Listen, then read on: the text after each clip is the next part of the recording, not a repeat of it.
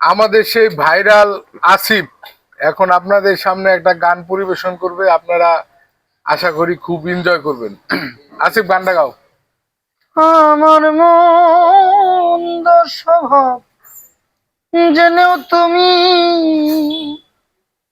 কেন চাইলে আমারে, আমার মন্দ স্বভাব জেনেও তুমি কেন চাইলে আমারে, এত ভালো হয় কি মানুষ নিজের ক্ষতি করে, এত ভালো হয় কি মানুষ নিজের ক্ষতি করে।